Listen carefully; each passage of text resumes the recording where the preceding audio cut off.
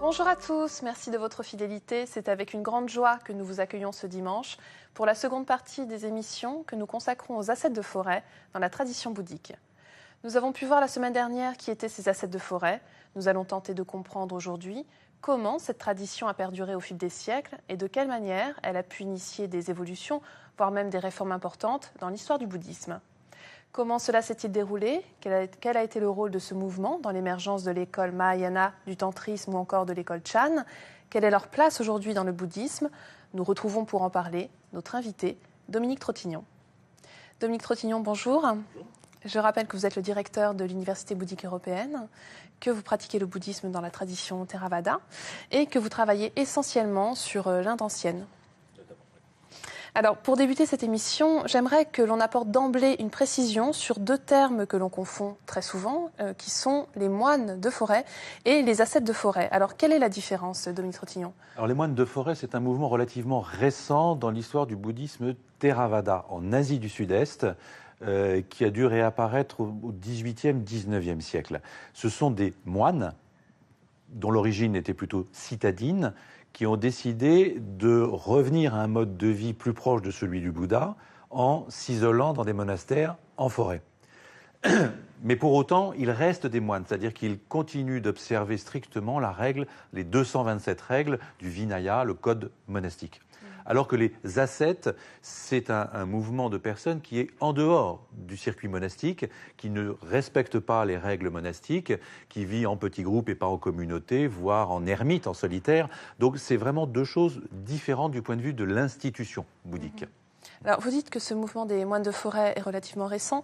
Qu'est-ce qu'il en est de celui des ascètes, aujourd'hui notamment? Alors, c'est un mouvement qu'on suit à travers toute l'histoire du bouddhisme sans arriver à savoir, en fait, si c'est un mouvement continu ou si c'est un mouvement qui réapparaît de façon régulière. Donc, comme la littérature, généralement, elle est rédigée par les moines, ils ne font état des ascètes que quand ils sont en conflit avec eux. Et quand le mouvement des ascètes réapparaît de façon un peu plus visible. Mais sinon, pour le reste, il reste très invisible. Alors justement, quel est le premier épisode qui met face à face ces moines et ces ascètes? Alors le premier épisode historique, où à peu près toutes les traditions bouddhiques sont d'accord, ce qui n'est pas toujours le cas, c'est ce qu'on appelle le deuxième concile de Vesali. C'est un événement qui s'est produit à peu près un siècle après la disparition du Bouddha et qui met en scène justement des moines vivant dans la ville et un moine itinérant, donc plus proche des ascètes de forêt, qui en arrivant dans cette ville constate que les moines acceptent de recevoir en offrande de l'or et de l'argent. Et il considère que c'est tout à fait en désaccord avec l'idéal que le Bouddha préconisait. Il va faire une sorte de campagne dans différentes régions de l'Inde pour faire venir à Vesali des représentants de la tradition plutôt ascétique pour condamner ces moines qui vivent de façon trop proche des laïcs en acceptant de l'or et de l'argent. Donc ce qui est intéressant, c'est que cet événement-là montre qu'un siècle après la vie du Bouddha, les moines des villes étaient minoritaires et représentaient finalement une exception. Alors qu'un petit peu plus tard, on va avoir une référence dans les textes qui montre au contraire que les moines vont avoir pris la majorité, vont être devenus majoritaires. Et c'est à travers une histoire qui a été réécrite finalement, où on va évoquer un personnage très, très étonnant dans l'histoire de la biographie du Bouddha, qui est son méchant cousin, Devadatta, dont le nom peut être traduit par Dieu donné, ou donne à Dieu, ce qu'on veut. Et il est présenté comme un ascète qui veut justement imposer aux moines le mode de vie des ascètes, c'est-à-dire ne se nourrir que d'aumônes, vivre dans la forêt, s'habiller uniquement avec des haillons, ne jamais recevoir de tissus neufs, etc. Et dans cette anecdote, les moines font dire au Bouddha qu'il refuse d'imposer ce mode de vie à l'ensemble de ses disciples et qu'il accepte simplement que quelques moines, de temps en temps, de façon très épisodique et dans des circonstances bien précises, peuvent parfois aller jusqu'à pratiquer cette ascèse-là. Donc là, il y a vraiment un conflit qui, petit à petit, on voit que les ascètes étaient majoritaires et ils deviennent minoritaires et la littérature en rend très bien compte.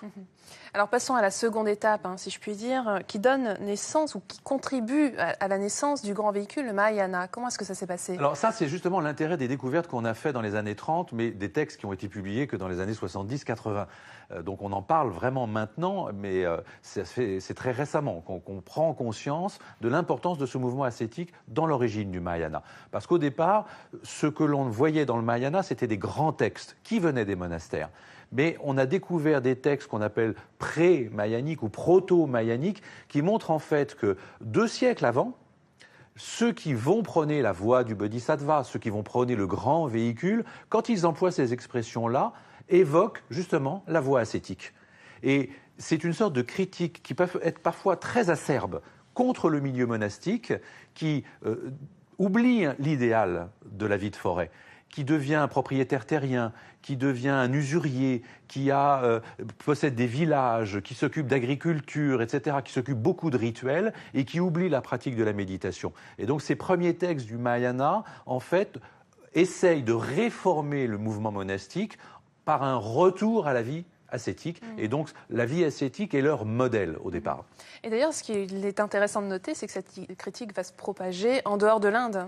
Comme les moines et les ascètes sont un peu en conflit, effectivement, les ascètes, eux, sont itinérants, donc ils bougent beaucoup. Oui. Et ils vont beaucoup contribuer à la diffusion du bouddhisme, mais surtout du Mahayana. Et donc aux alentours de l'ère chrétienne. Et on les voit aussi bien en Asie centrale qu'en Asie du Sud, c'est-à-dire notamment dans l'île de Ceylan, ou en Asie du Sud-Est, en Birmanie, etc.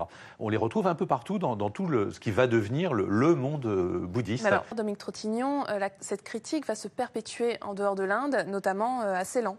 Alors Ceylan, effectivement, nous donne plusieurs indications intéressantes sur l'histoire des ascètes. Parce qu'au début de l'ère chrétienne, les Singhalais vont décider de mettre toutes les écritures, tous les enseignements du Bouddha par écrit. C'est la première mise par écrit. Et à l'occasion de cet événement-là, on voit une scission de la communauté. Il y a une partie des disciples qui refusent de devenir des intellectuels et qui décident de partir dans la forêt et de perpétuer justement la tradition des ascètes de forêt. Alors, comme ce sont les moines qui rédigent les textes, il ne va pas souvent être question des ascètes. Mais on va les voir réapparaître dans l'histoire quand il va y avoir des confrontations. Ou alors quand ce mouvement est devenu si populaire, il reçoit tellement d'offrandes que finalement ils vont recevoir de l'argent assez pour construire eux-mêmes un monastère.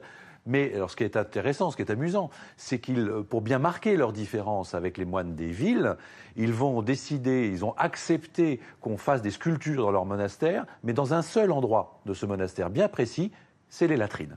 Ah oui.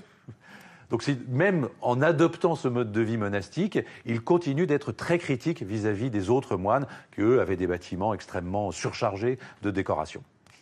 Alors, on vient de le voir avec le royaume de Ceylan, mais finalement, cette critique se perpétue aussi en Asie centrale. Alors, comment ça se passe dans cette ère géographique, Dominique Trottignon ? Alors, en Asie centrale, les premiers à avoir diffusé le bouddhisme relèvent vraisemblablement justement de ces ancêtres du Mahayana. On a plusieurs mouvements de diffusion. On a des grands monastères qui vont devenir justement des grandes propriétés terriennes, mais on a aussi ces mouvements ascétiques qui se diffusent et qui vont aller jusqu'en Chine, où là, ils vont rencontrer beaucoup de succès. Et entre les deux, on a quelques mentions de passage de ces ascètes et de ces méditants surtout, qui sont très appréciés des rois, comme on l'avait dit la semaine dernière, parce que cette méditation est censée leur procurer des pouvoirs. Et les rois demandent à ces ascètes de venir dans leur royaume en espérant bénéficier de la pluie ou bénéficier de protection contre la guerre, etc. Alors, continuons, si vous voulez bien, à évoquer ces réformes, notamment celle qui a permis au tantrisme d'émerger. Comment ça s'est passé ? Là aussi, c'est intéressant parce que finalement, cette histoire, on se rend compte que l'institution bouddhique, les monastères bouddhiques, oublie régulièrement l'idéal ascétique du bouddhisme originel et se rapproche de la vie laïque. Donc, le premier Mahayana était une critique des monastères avec le souhait de revenir à l'ascèse de forêt. Mais le Mahayana est devenu lui-même un mouvement monastique. Il est devenu lui-même un mouvement philosophique, d'intellectuel. Il y a des grandes universités comme Nalanda qui sont devenues le fief du Mahayana. Et donc, il y a eu à son tour été critiqué. Et c'est ce qu'on appelle les Mahasiddhas, les grands accomplis, qui sont parfois des enseignants de ces universités qui quittent les monastères pour partir dans la forêt et donner naissance à ce qu'on appelle aujourd'hui le tantrisme. Donc expliquez-nous en 2 mots de quoi il s'agit. En l'occurrence, c'est une critique du bouddhisme intellectuel. On retourne à une pratique ascétique dans le mode de vie, mais surtout fondée sur la pratique de la méditation. Des tantras qui sont des textes. Alors, les tantras sont des textes issus du Mahayana, dans la lignée du Mahayana du point de vue des idées, de la doctrine, mais qui sont essentiellement justement des textes de pratique. De pratique que l'on fait directement de maître à disciple dans petites communautés. Mais finalement, c'est aussi ce qui va se passer avec l'école Chan de méditation. Alors effectivement, on retrouve ce mouvement-là de critique des mouvements monastiques et de retour à la pratique de la méditation dans d'autres aires géographiques. Et on peut considérer que c'est aussi à l'origine de l'école du Chan, puisqu'elle-même se présente comme anti-intellectuelle, prônant une transmission qui ne passe pas par les écritures, et son nom même, de zen en japonais, Chan en chinois, vient du mot dhyana en sanskrit, qui veut dire la méditation. Donc c'est vraiment une école qui revendique ce retour à une vie plus érémitique, plus de solitaire, et centrée sur la méditation. Alors, on en est où aujourd'hui, Dominique Trottignon? Est-ce qu'il y a toujours des tensions entre ascète et bhikkhu ou pas? Alors, il faut distinguer en gros l'ère indienne et l'ère chinoise. Ouais. Dans l'ère chinoise, qui couvre un petit peu aussi le Tibet, on a plutôt des ermites. Donc ce sont des moines qui s'isolent de façon temporaire, mais parfois assez longue, pour devenir des ermites, et il n'y a pas vraiment de conflit. En revanche, dans l'Asie du Sud-Est, on retrouve ce mouvement des ascètes, qui n'est pas donc celui des moines de forêt. Donc on a les moines des villes, les moines des forêts et les ascètes de forêt, mais qui sont présentés de façon extrêmement péjorative par les moines, parce qu'ils ne respectent pas justement la règle monastique. Et notamment, par exemple, en Birmanie, aujourd'hui, il y a tout un mouvement qui est inspiré de ces ascètes de forêt et qui fait continuer leur lignée. Et justement, ce mysticisme qui est quand même très proche de ces ascètes de forêt, est-ce que ce n'est pas quelque chose qui peut nous rapprocher du bouddhisme populaire, plus que finalement le bouddhisme dit intellectuel C'est sûr qu'on s'est focalisé sur le bouddhisme intellectuel, celui de la littérature monastique. Avec ces personnages très hauts en couleur, on est dans un monde qui est celui celui des miracles, celui des prodiges, celui des pouvoirs, etc., qui nous rapproche beaucoup de certaines représentations même du Bouddha, et où on voit le miracle de Shravasti, par exemple, où le Bouddha se soulève de terre, il y a des flammes qui sortent de ses épaules, etc. C'est toute une dimension du bouddhisme qu'on a ignorée pour privilégier le bouddhisme scolastique, exégétique, celui des textes. Et il y a tout ce bouddhisme-là, vraiment beaucoup plus populaire, qui manque finalement à notre approche occidentale du bouddhisme réel, on peut dire. Alors, j'aimerais que l'on revienne un instant sur ces ascètes. Encore une fois, ce n'est pas uniquement le bouddhisme qui nous présente ces personnages-là. On retrouve des ascètes de toutes traditions confondues en Inde, encore aujourd'hui. En Inde, aujourd'hui, oui. Depuis le 5e siècle avant Jésus-Christ jusqu'à aujourd'hui, le mouvement ascétique, c'est vraiment un mouvement indien. C'est même vraiment typique de l'Inde, avant même l'hindouisme et le brahmanisme.